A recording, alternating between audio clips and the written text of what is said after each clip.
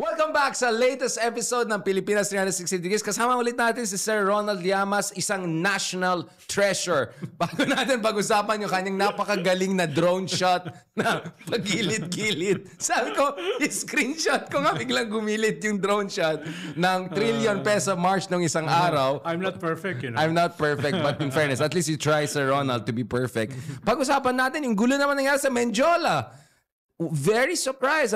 Sino bang in charge? Kasi ang dami nagalit sa akin when I said in general, parang may sabotage nangyari, i-disown natin. Sabi ko, ba't parang ang daming DDS sa Menjola? Daming DDS nagalit sa akin, Sir Ronald. Am I unreasonable to think na the DDS had an interest, I'm not saying may ginawa sila, but had an interest in getting certain headlines out there, let's just say, na hindi happy lang ang tao kay Marcos. I'm very careful with what I'm saying. Sige, Sir Ronald, sabihin mo na, ano ba nangyari sa Menjola?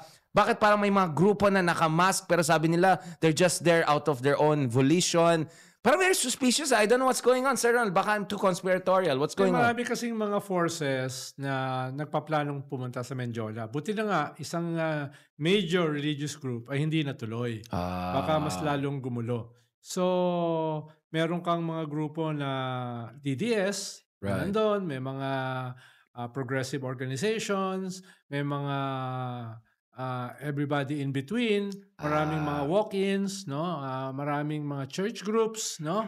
May mga political parties na sumama, merong mga pro-extra constitutional transitional government, revolutionary government types na pumunta, di ba? Tapos meron kang mga gangsta rapper yun, mga groups, no? Na mga nandun, no? Jejemon. So, maraming mga iba't ibang grupo.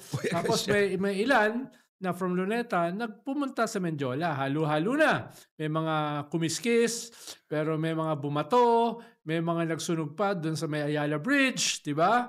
May mga nakita mo rin, may mga DDS na nagmamarsya, sumisigaw ng mga pro-Duterte chants, no? At umabot din sila sa Menjola. So, halo-halo na. Halo-halo na. Kaya damay-damay na, basically. Pero hindi ako magugulat na originally may mga forces na may mga plano na labas doon sa framework ng rally sa Luneta at saka sa People Power Movement. Hindi ako magugulat na may mga forces na gustong pumunta halimbawa sa Malacanang with also different agenda. No? Kaya ayun, naghalo-halo yan, nagkagulo. Pero some forces are more prepared than others. Yung and iba, more insidious than others, I would say. Could be. Dahil yung iba may mga dalang Molotov. Yung iba ay may mga dalang mga ibang weapons, no? Kaya yung iba wala, no? Karamihan tingin ko wala naman. Pero nakamask lahat marami sa kanila, yeah. Yes, pero mahirap mo namang i-hold against them yung mga nakamask. Yung iba, mga naka-B for Vendetta mask. Yeah. Diba?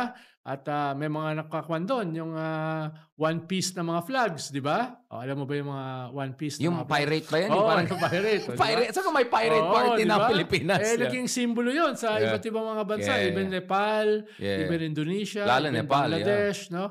So, kanya-kanyang gaya na yun. Not necessarily with the same political objectives at saka strategy. So it was a mishmash. So medyo rin, mixed bag. Yeah. Pero may mga groups na baka originally may plano pero hindi nag-push through yung plano nila. Iba didn't get the memo na hindi natuloy. No? Pero nag-push through pa rin sila. So, yung iba ay bugso ng damdamin. Di ba? Yung iba ay tumututol sa taas ng presyo ng fishball. No? At saka ng mga... Well, I mean, it's a legitimate concern, Sir Ronald. It's a legitimate concern. Yes. Yung nagsalita nga nahuli. Yeah. Kaya, ang dami naghalo-halo eh. Pero makikita mo, again, some are more prepared than others. No? Kaya, yung mga balita na something is afoot, even 2 days before the rally, ay nakakaroon ngayon ng legs. Nakakaroon ngayon ng justification. No? At kaya nga, ang tingin ko, hindi pa ito tapos eh. Hindi pa tapos, yeah. Kaya nga sabi ko, later, let's all the movement. Kasi the other side has to hold the line. But going back to this, okay, ganito we're progressives, right? So, obviously, I don't like yung slant ng commentary dahil, syempre, yung iba mukhang galing sa informal sector, marginal sectors. There's this slant mga saboteurs just because. But at the same time, there was also this kind of woke version, which is, wag natin silang husgahan dahil lang alam mo yung ganun? So what was the real score? Because it looks like the police investigation show talaga may binayaran diyan, may mga bayat talaga doon to create chaos. So you see more and more reports coming in. What happened there? Was it the police using excessive force after saying everything? Or was it saboteurs talaga? Saboteurs? Naman kasi ay huwag kagad magbigay ng conclusion. Exactly. Because there's a lot of things at play. Diba? So, everything, everywhere, all at once. Mga ganyan. Dahil 2-3 days before, parang something is already afoot. Correct, which we discussed just that before, day. No? Kaya hindi ko naman pwedeng sabihin na lahat ito ay spontaneous. Right. Katulad ng sinasabi ng iba nating mga kaibigan. Right. Hindi ko rin naman pwedeng sabihin na lahat ito ay planned or lahat ito ay part of a plot. Dahil meron naman talagang element na spontaneity. No? Kaya it could be all of the above and at the same time, none of the above. No? Tingnan natin how things will unfold. No, dahil nga nakikita mo iba't ibang impulses happening at the same time. Yeah. May mga spontaneous, may mga nabato nga at saka nakulong na wala namang plano na manggulo, di ba? Meron ng mga kwano talagang 4 hours patuloy yung laban, di ba? At yung iba nakaka-relate diyan dahil nakita nila yung Nepal, nakita nila yung Indonesia, and then Bangladesh last Belgrade, nakikita nila, tapos Bangladesh. So, nakaka-relate sila na ito ay, ito na yun. Ito yung youth, this is the moment, pricing, etc., etc. Yes and no. No, yes and no. Siyempre, mahirap mag-sift through the confusion through the different narratives. Right. No? Ang ko lang naman, withhold judgment. So may fog of war talaga. May fog of war. Oo. Dahil from my vantage point, may kaunti akong alam what was planned. Yung ba yung drone? Before, yung drone no? So, hindi ako kagad magbibigay ng judgment. I know. No? Thank you for that, sir. Dahil meron naman talaga nagmamarcha ng mga Duterte papunta sa Mendiola. May nagmamarcha ng mga video. progressives. May video. At meron ding mga gangsta type, no? At But Makabayan Bloc denied that they were involved in some of these altercations and all of that. Well, perhaps sila, no? Dahil sa kanila naman tradition na yun na pumunta sa Mendiola at kumiskis. But they said hindi sila kasama dun sa... Iba yung kiss-kiss, iba yung lusob. Iba yung kiss-kiss. That's a good point. Ang kiss-kiss kasi, tradition yan para to show drama and to show na hindi ka takot dun sa mga law enforcers. Kikis-kiss ka. Ibig sabihin, didikit ka sa mga truncheons. No? Makikipagtulokan ka ng konti. Pero iba yon dun sa nakita natin na sinusunog yung container van. Yeah, exactly. Mahirap sunugin ang container van kung wala kang napalm type of Molotov. Hindi yan ordinaryong Molotov. Kaya sabi ko, hindi yan mga Makabayan, yung mga nag-Molotov and all. Could be. Hindi sila siguro. No? Yung mga yan. No? Dahil mukhang hindi naman ganun yung tradition ng exactly. Makabayan. So kiss-kiss sila, hindi lusob. No? Yes. Pero lusob kasi nangyari at some point. Tapos lumalabas daw na ebidensya na a former executive secretary, a former congressman, no? 4 sila, di ba? Oo. At saka yung paborito mong abogado na may billboard sa C5 na zero pa rin yung success na Mr. Sex Appeal, no? Alam mo, Sir Rob, very affected ka sa kanya. Competitive ba kayo? Ingit ako Yung ba yung kabilang channel sa'yo? Ingit ako Dahil hindi ko kaya yun Yung magbigay ka ng billboard tapos tawagin mo yung sarili mo Mr. Sex Appeal. No? Feeling ko kaya ko yan, sir. Kung may budget ako. Tingin ko kaya mo. Kung may budget lang sana ako mag-billboard. Pero wala kasi ang kliyente na big time. Hindi ko kaya yun. Kaya yun, no? May mga ganun pa. So, may fog of war. Fog of war, exactly. No? Some can be talagang contrived. Some ay talagang because of the iba't ibang grupo na nagsama-sama, no? At a particular moment. So, paano yung sa people power? Walang ganung klaseng gulo Dahil malinaw yung parameters na sinet ng organizers, lalong-lalo na yung Catholic Church. Peaceful, constitutional, no? Very critical, very sharp, pero ito yung parameters, no? Walang revolutionary government, walang mutiny, no? Walang ganito. So, hindi nakagulo ng ganon dahil malinaw yung parameters na sinet ng organizers. So withhold judgment. Especially of the church. No? So withhold judgment. Now, speaking of withhold judgment, was it an error of judgment for Chavit, yung aking kababayan, to show, I think I was wondering, what was he expecting? Kasi grabe yung busa Hindi, kanya. pinanood ko yung buong press con niya because I was waiting for an explosion. Yeah. Now, afterwards, sabi ko, what was that about? Yeah, like, so parang it was just a rambling rant ng isang old man na trying to be relevant at failed in doing so. Yun yung tapos pumunta pa siya doon sa people power. Hindi, tapos ito pa, galit pa siya. Sabi niya, hindi nagkakaisa magulo yung... dahil hindi pa kayo, na hindi kayo daw... Hindi talaga nagkakaisa sa kanya. Exactly. Talaga, totoo naman yun. Hindi nagkakaisa sa kanya. Dahil sinisigawan siya Habang siya ay galit siya Parang si Philip Salvador. Pumunta na yun, ang lakas na loob. Grabe. Galit na galit nung pinagsisigawan sila. No? Si Kwanzon din, di ba, pumunta rin? Hindi ko maintindihan itong mga taong ito. Nagtataka sila, bakit galit sa kanila? No? Medyo manhid. Ha? Medyo man. Di ata nila nag-gets ang tao nangyari dito. I was surprised, no? You were surprised that they were not that they were surprised with the reaction of them. Ayoko sana sabihin. Pero I can see you're holding back. Hindi ko alam. Okay. Bago may sasabihin ka, kasi uwi pa akong Ilocos. May sasabihin na lang. Baka mapama ka, uwi pa ako ng Ilocos. Shoutout sa attorney ko, si Dino De Leon, Singson din yan. Pero sigurado ko kasi marami kang kababayan na nahihiya. Yun nga, exactly. Napapaisip din yung mga kababayan ko mismo nga yung kapatid Anyway, let's just fast forward a bit. Sir, okay, let's talk about, eto na. For me kasi, I was a bit disappointed with media international media, local, purong pinapansin nangyaring gulo sa Menjola. Sabi natin, fog of war, okay. But for me, the big deal was, I watched live na hanggang na-overwhelm yung buong EDSA, yung first 1 lane, then 2 lane, then 3 lane, then buong EDSA na hanggang doon, grabe sa shrine. So, were you surprised by how many people showed up? Grabe. The target is 20K, no, at most. So, 10 times ang nag-show up. Ito, more than 50K yung nagpakita. Tapos, hindi at one time yon. Ibig sabihin, may mga umuwi, may mga dumarating. It could have been much bigger. At hanggang alas 8 ng gabi, I was still there sa EDSA Shrine. Malikuli ako ron. Ayaw pa umalis ng mga kabataan. They were still there chanting. Umalis na ako dahil sakitan ng paa ko tsaka gutom na ako. Pero they were still there. Di ko alam hanggang what time sila. Nagsimula ako 9 o'clock. 10,000 na mahigit yung nasa People Power Monument. No? Ang mga nandun. Tapos lumobo na. Lumobo talaga. Nakailang balik ako People Power Monument to EDSA Shrine, to People Power drone Monument, ka pa. to EDSA Shrine. No? Nakailang balik ako. Nung pagbalik ko ng hapon, hindi na ako makabalik. Dahil talagang barado na sa tao. No? Nandun ako. I was caught dun sa bridge. Saka barado ka sa fans mo. Grabe na. Dahil pala nanonood, no? Interest. Hinahanap ka nga sa akin Hindi na pagkamala lang ako si Edo Manzano. Na walang contractor university. The national treasure. Sabi ko, hindi ako si Edo Manzano. No? Ako lang si Richard Zaydagan. Yun! Sabi niya, magkamukha nga kayo. Kaya sir, ito naman yung backhanded mo. Actually, I was thinking the other way. Satya Guru ba yung tawag sa kanya? Alam mo yung guru na sobrang sikat ngayon, na lahat ng tanong may sagot siya. Quantum mechanics. 3D printing. Asymmetrical warfare.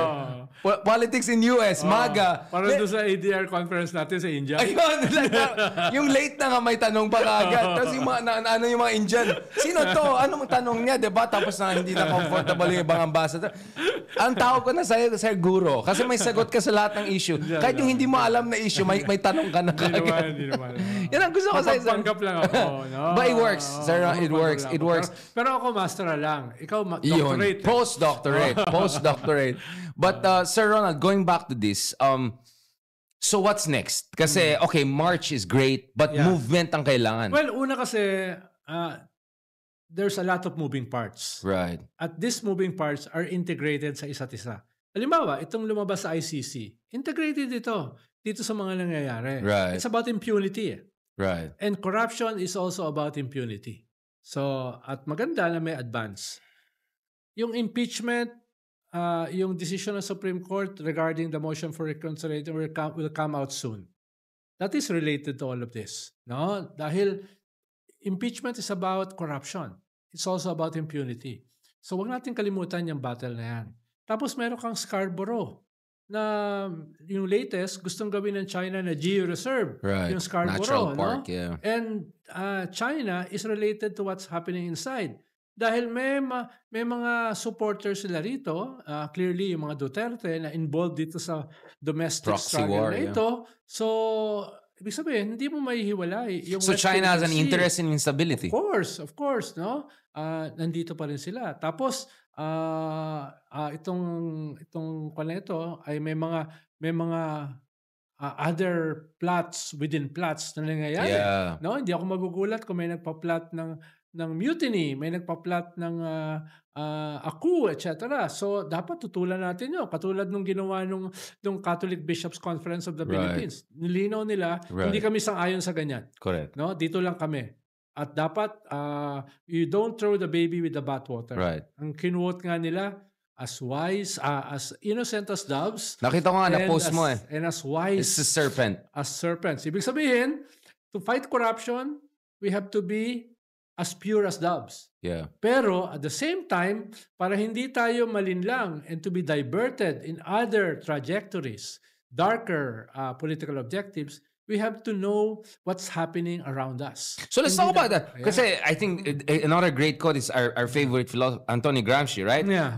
Optimism of the spirit, but pessimism of the Pessimism mind. of the mind, You have to be very skeptical. Oh, bawal yeah. lang syunga. Lalo na basically. ngayon, sa panahon ng disinformation sa social media, di ba? So let's talk about that. So how successful was the trillion peso march in making sure na hindi magpagamit sa mga Duterte? Well, very successful. Very successful, dahil right? malinaw yung parameters. Correct. Hindi sila lumabas doon. Correct. Ikalawa, makikita mo, these are not the usual suspects. Right. Hindi ito yung mga aktivista na kinalyo na sa kakamarcha, katulad mo. No? Hindi ito mga... Wait lang. What's that? Muntik ka na. Wait lang. hindi ito mga... frotting ideologues, katulad Ayan, mo. pwede na. No? Pasok na ako dyan. Ito ay mga karaniwang tao. Dala-dala yung kanilang mga anak. Ninenervous nga ako para sa mga bata eh. Actually, Pero nung tinanong ko sila, bakit kasama niya yung mga anak niyo? Liliit pa. Sabi niya, para sa kanila ito eh. Kinabukasan nila, diba? yeah. Kaya nga sabi ko doon sa isang nag-interview, this is a celebration of ordinary people doing the extraordinary task of fighting impunity and corruption. Indeed, this is an extraordinary moment. Yun ang sabi ko doon sa isang nag-interview. Right. Dahil, kita mo, in a way, parang reunion. Yung mga hindi mo na nakita for years, for decades, nandun. Yung mga kaklase So, mo yung mga kanta, di ba? Yung mga kanta. Kaklase mo na hindi political, nandun. Dami na paiyak actually sa mga Tapos yung pictures and program, videos, pinagbawal ang mga politicians. Even progressive politicians, hindi pinaakyat sa stage. Ang nandun, non-politicians. No? Wait, vice ganda. Actors, actresses, no, nandun, priests, bishops, no? Yun yung pinasalita dahil ayaw nila na may mga iba na masyadong maging partisan. Political, diba? Maging partisan. Pero the point was very clear. No? This is against impunity, this is against corruption, this is against the Dutertes, this is against revolutionary government, no? This is against a coup, a mutiny. The parameters were very clear. No? Kaya this is just a start of something not only very compelling but something very beautiful. Na dapat hindi ma-taint ng ugliness ng ibang mga vested interests. No? Yun yung value nito eh. Pero ang gusto ko rito are ordinary people. Ito yung inabutan ko noong 86 sa EDSA. No? Right. Nandun kami, nagmamarcha kami, nakatingin lang sa amin yung mga tao. No? Dahil para sa kanila, this is something na very concrete sa kanilang pamilya at sa kanilang community. No? This is not just about grand narratives. Right. This is not just about ideologies. This is about the simple thing about future of their children. Yun ang nakakatuwa. No? Mga seniors, may dalang upuan nandun. No? Walang pakialam sa politika. No? Mga Zumba groups na naka-Zumba attire. Doon sila pumunta imbis na mag-Zumba. Mga marathoners, na mga fun runners sa Malolos, no? Sa San Juan, Batangas. Nandun sila. Bakit? Dahil para sa kanila, this is not ideological, this is not political yet, pero this is something very real. No? Na yung outrage nila ay kailangan nila ng expression. But expression is one thing, channeling it in a sustained and significant fashion is another. But just before going there, singit ko lang Sir Ronald kasi even Cardinal Ambo had to respond. Well, hindi politiko yung mga vice ganda types, but they are definitely not ordinary people. And some people were a bit troubled because a former colleague of mine said, sana mamatay yung mga corrupt. Tapos, kulang na lang, papunta na tayo sa mga EJK na lang yung mga korakot. Like, that's a very problematic state of mind. And I'm glad that Cardinal Ambo actually pushed back against that. Now, we don't want to go down that Duterte mindset 10 years ago that brought us into this crisis we are today. Can you say something about that? Well, minsan kasi yung outrage sa mga tao, lalo na hindi naman politically medyo blind correct, outrage, hindi naman ideological, no? Nilalabas nila yan, no? As an outburst. I'm not sure if they really meant it. No? At hindi nila alam yung implications niyan. But it feeds into that mindset. Kaya nga nilagay ni Ambo sa lugar sila. Na ito yung parameters. Yes. No? Ito yung parameters. No? Somebody has to tell them that. Tingin ko pag sinabihan sila, papasok sila ron. Dahil hindi naman sila ganun ka-political at saka ka-ideological. No? Kaya tingin ko, pwede mo yang batakin pabalik. Pero at the same time, tama ka, kailangan kontrolin yan. Yes. Dahil may followers sila eh. Baka yun nga ang isipin resonate, nila. pare. So, pwede nilang sabihin, kung na lang, divine intervention. Yung kidlat na tama sa Sodom at Gomorrah. Wala na tayong magawa dyan. Wala tayong magagawa. No? Force majeure yun eh. Force majeure yun. Ganun na lang sabihin nila. No? Walter Benjamin, ano yung divine violence? Sama lang kidlat, o tsunami, hindi na natin o kaya lamunin ng lupa. Flood. Earthquake, lalamunin sa lupa. Basta wag lang tayo madamay. Pero, Sir Ronald, okay, hindi na ito si Vice Ganda. May mga ibang artista, mga ganyan dyan na parang, wait lang, hindi ba parang ng isabong yan? Hindi ba dating jowa nito, ay doon sa mga ganun na. May biglang anti-corruption ngayon for the May mga attempts nga na sumama. Yeah. Pero hindi mo hahatulan yung kabuuan by its parts. Diba?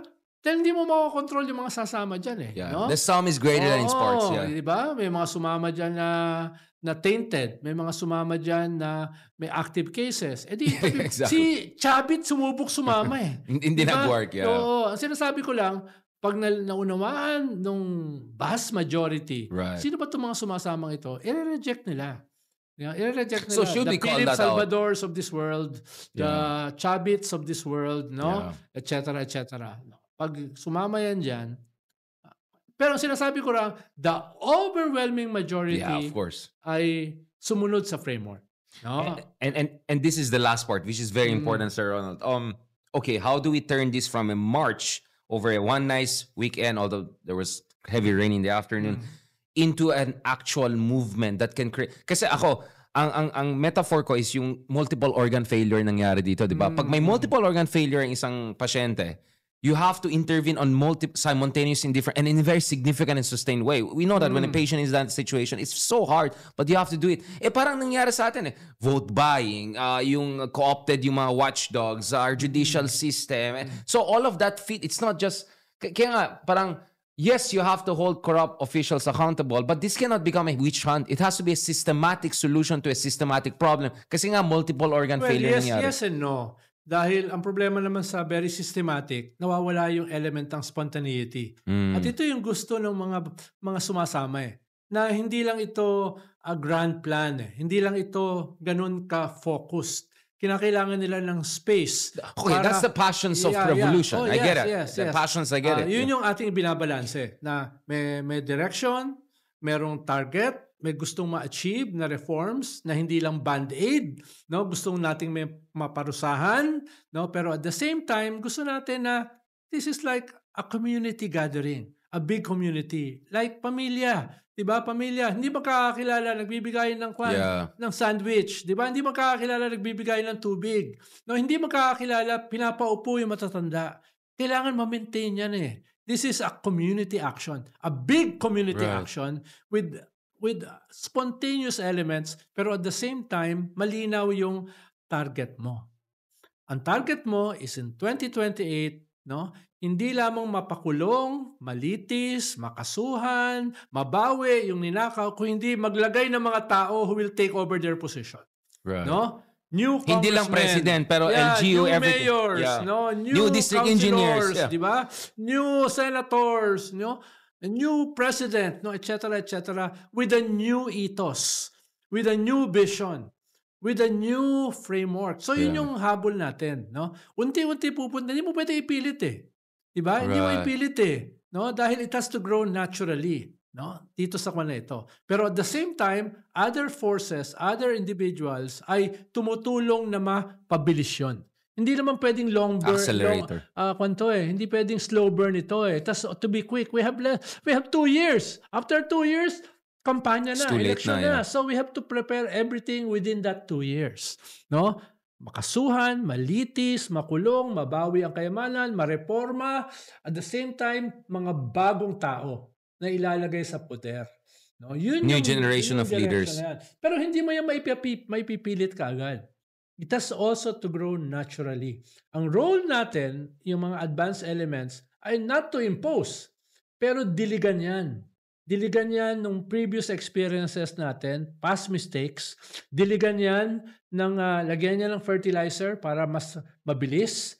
Patayin yung masasamang damo, hindi yung patayin EJK. Literally, yeah. No? Patayin yung mga papalibot dyan na gustong i-redirect yan into other darker agenda. No? At the same time, patubuin yung natatanim na ngayon into strong, fresh, no, honorable plants and trees, no, sa 2028 and beyond. May chance tayo ngayon yan. Nakita natin yan ng midterm. No? Young people voting out itong mga artista na wala namang alam sa governance. Well, no? thank you kay Robin Hood Padilla. I think people malaking tulong siya. I want him to stay kasi the more he stays, the more... Malaking tulong siya. Pero sa 2028, talo na siya. No? So, yun yung sinimulan, no? Dito sa midterm election. No? Na underestimate yung kabataan. Na ngayon are joining this campaign. No? Dapat part ng mga alternative sa kanila manggaling. Diba? So, yun yung maganda. Do not start from zero. No? Meron kang pagsisimulan. Meron kang mga naipanalo na niwala sa survey. Pero naipanalo because of young people. No? And yung mga hindi napanalo like Heidi Mendoza, now there's a chance. 8.8 million votes? Yeah. That's a victory for me. I mean, technically, but like so much more potential momentum now. Yes. You have the Heidi Mendozas, the Shelo Magnos, no, the Bico Sotos, Kiko D, the Kiko D's, no, the Chel Joknos, the Laila de Limas, the Barry Gutierrez, no. Yan, Rizzo Ontiveros, of course. Yan yung mga lalaban ngayon, di ba, sa 2028. But I want to ask you something like, how do you feel about the Aquino stepping up, Bam coming in as a big star, Kiko D being the spokesman of Trillion People? Because people misunderstood me when I said, because I posted something, you know, I said, out of 120 million folks, do we always need an Aquino to save us? I was not against Aquinos being part of it. Ang sinasabi ko lang, we should go beyond just umasa sa isang pamilya lang na maging savior natin. But I'm saying, I'm happy that Kiko D is doing what he's doing. I'm just saying, there's so many other people. Tingin ko nga, si Kiko D talaga yung nag-represent ng ethos ng Aquinos. Hindi siya traditional politician. Hindi siya compromising. No? Ang tingin ko, siya ngayon yung nagdadala ng ethos ng pamilya na yan. So, mag-isa lang yun. So, it's not about going beyond them. It's a good representation of that family with that very strong legacy. Right. Tingin ko, kailangan niya magpatuloy either as a political leader o sa mass movement leader. Parang si Bico Soto. No? Kung hindi siya tatakbo sa 2028, then isa siya sa leaders ng anti-corruption movement. Ganoon din si Kiko D. No? Kailangan magpatuloy siya. Baka hindi niya cup of tea ang maging politician. Siya yung society kasama, leader, together with Bico Soto, siya yung dyan sa movement na yan. Tingin ko si Shelo has a future as a politician, as a progressive politician. Ganoon din si Heidi Mendoza. Ganoon din si Barry Gutierrez, Chel Jokno, Laila de Lima. Some of them, no, like us, will remain dito sa movement. Hindi tayo pang politician eh. No, pang tayo eh, pang mass movement tayo eh, no. So others will be Kailangan mo na in a different show, you said open ka to run for president. May cabinet ka na. Yeah, At hindi ako kasama doon. Hindi, gusto ko kasi yung presidential debate eh. Yun lang. Yun lang. No, Plano na kayo. I want disruptor. I want to debate eh. You want to be the disruptor? What if hindi na naman magpapakita yung katulad ng ginawa ng Unity noong 2020? Ako yung kakatay doon sa ibang presidential candidates na mga scoundrels. Paano kung SMN na yung host ng debates? Okay lang sa'yo? Okay lang sa akin. No? Okay lang sa akin. Baka ako yung hindi okay sa akin. Actually, whoa, yung ginagawa ko sa'yo. Wait. So to end on this, we have a third force now. Or is this the force? Kasi DDS nakita natin, nahirapan sila to be relevant. This is a work in progress. Now, this is a work in progress. But it's a very good, very valuable start. No? Kaya tingin ko, in my more than 40 years in politics, maganda ito. Maganda ito. At tingin ko yung future nito ay not yet that certain. Yeah. Pero the variables are beginning to be put in place.